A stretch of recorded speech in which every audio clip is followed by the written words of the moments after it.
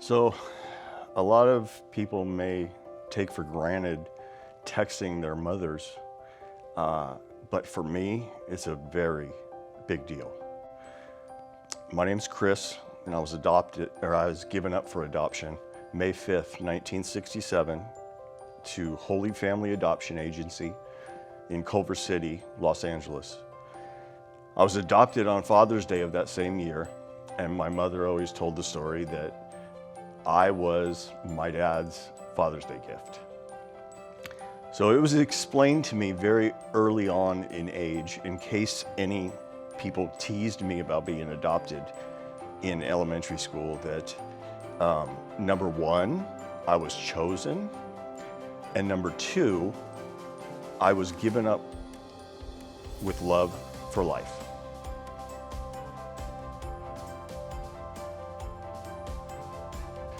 I never really searched out my biological mother or father.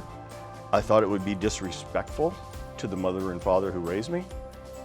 So I just never looked. I thought about my biological mother and father multiple times a year, thinking, where are they? Are they still alive? I mean, were they even from California? And as I hit certain milestones in my life, when I turned 40, and then more when I turned 50, I thought, are they still alive? Like, I'm 50 years old. I didn't know how old my mom was when she gave me up for adoption. I was told she was young, but I truly didn't know. So I got a job at the Bernie Star as the general manager in 2022. And one of the ways I thought I would ingratiate myself with the community was to go out and deliver certificates called the Best of the Best. And they are a big deal in town. As a matter of fact, Cibolo Creek Church won in 2021, and they didn't even campaign for it, which is the amazing part.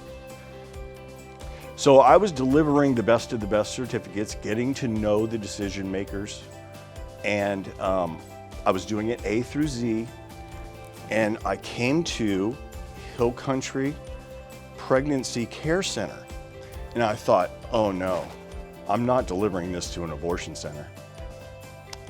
And I was gonna throw it out the window if that's what it was. So I pulled over off of Main Street on my way there, and I looked them up, and I found out that they were the complete opposite of Planned Parenthood.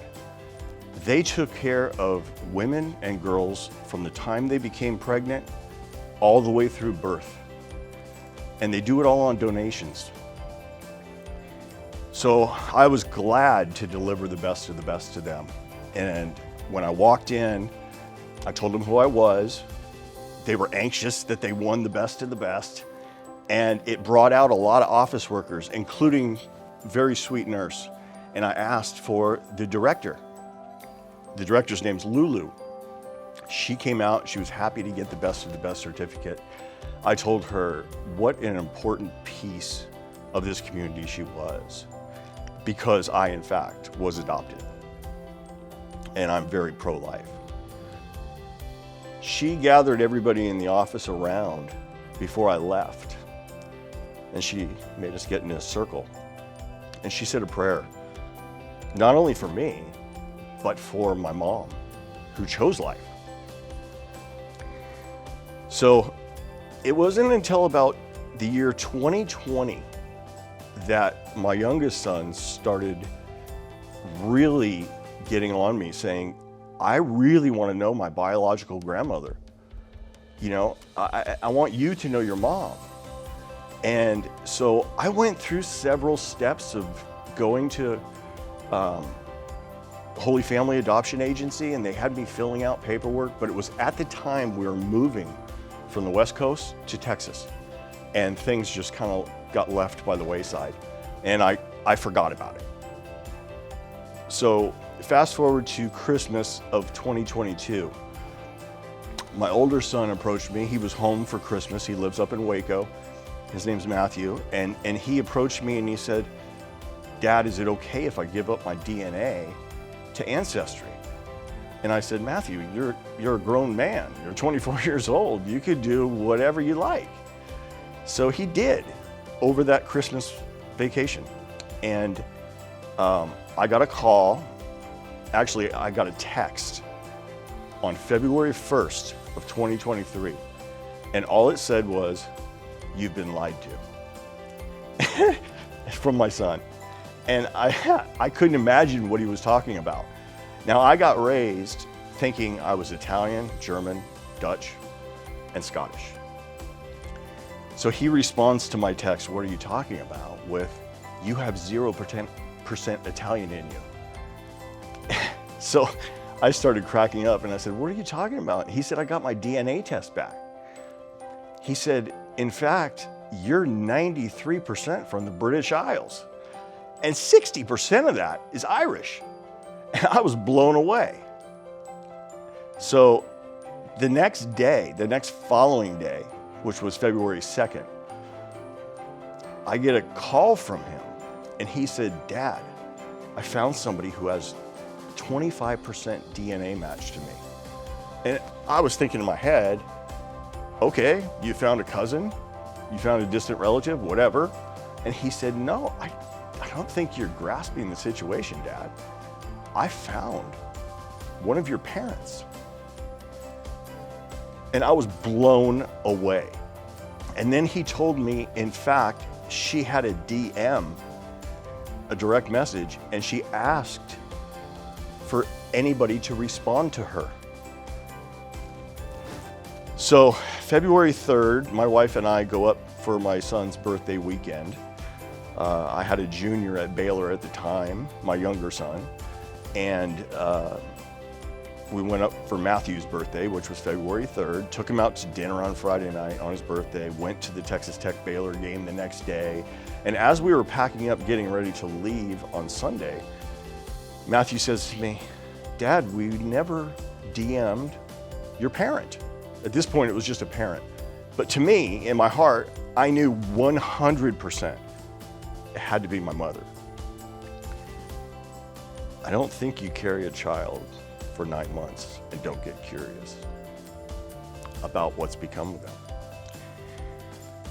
So I said, "Matthew, you started this process. Why don't you go ahead and send a message to her? You could give her all my information, what my name is, where I was born, Culver City, 1967, May 5th, and give her my email address, my cell phone number, whatever you want to do." And so he formed a DM to her, sent it off. That was on a Sunday. Well, on Wednesday, I got a text message from Matthew, and it was literally a screenshot of my biological mother saying, "Matthew, young man, you have found your biological grandmother, and I, in fact, am your father's mother." She gave her name, she gave her email, she gave her cell phone number, and she asked in that direct message back to Matthew, she asked if she could get a hold of me. So Matthew texted me and said, your actual mom wants to get a hold of you. Are you available tonight?" And I said, "Yeah, yes." This was after work. My wife and I were sitting down for dinner. It was 6 o'clock. And she said that she was going to contact me. So as you can imagine, there was a lot of pacing around the house, waiting for that phone call to talk to my mom for the first time. Well, about 7:30, I still haven't heard from her, and I had her cell phone number. So I sent her a text. "Do you still want to talk tonight?" And she sent me a text back, "Just give me till 8 o'clock. 8 o'clock on the dot, I get that phone call, and I talked to my mom for the first time. We had a 2-hour conversation, and somewhere in that conversation, I asked her, "What took from 6 o'clock to 8 o'clock to give me a call?" I said, "Were you just really nervous?" And she said, "No." She said, "I was actually saying the rosary between 7 and 8. She's very Catholic. And she gave me up to Holy Family Adoption Agency with the wishes that I get adopted by a Catholic family. She wanted me to be raised Christian. She lives in nearby Arkansas, and I found out that I also have a brother and a sister, although half brother and half sister, and 10 nieces and nephews. I found out that my mother was a young woman working on the Marianas Islands, and she happened to get pregnant at the age of 21. My father told her to quit her job in the Marianas Islands, where she was a government contractor, private government contractor, and to go live with his parents in Culver City, and they would put her up until she gave birth. Well, immediately upon moving in with my father's parents, she started getting hounded to have an abortion from my father as well. And she said to him, "You come from a long line of Irish Catholics. How does that word even escape your mouth? I am not only going to have this baby, but you are going to put me up in a new apartment, and you're going to pay my expenses for the next 9 months before I give my baby up to Holy Family Adoption Agency." She fought for my life. So not only would I not be here if she had chosen the easier route, but my sons Matthew and Kyle wouldn't even be here. So it's a generational thing, choosing life. I hope to actually meet my mother in person sometime maybe later this year or early next year. I found out that after she gave birth, she never got to hold me. She never got to touch me. She never even knew if she had a boy or a girl until my grandmother fought with hospital administration to at least tell her that. So every May 5th, she celebrated her firstborn son's birthday. While everybody else was out celebrating Cinco de Mayo, she was screaming, "It's my firstborn birthday." She never let any of her friends know that she in fact had 3 kids, not just 2. She did let my brother and sister know that she had given birth to a boy before them, and that they had a half-brother out there. My mother got divorced from her second husband when she was 45 years old. She's never gotten remarried, and she's never even dated because she's old school Catholic and the marriage never got annulled, so in her mind she's still married. At the age of 77, she's still single, but she is a tiger. We text on a regular basis, and I talk to her at least twice a week.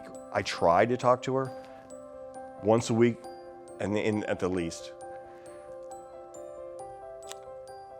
It is an amazing relationship, and I can only thank her, Hill Country Pregnancy Care Center, Holy Family Adoption Agency, and people that do God's work like them for my life.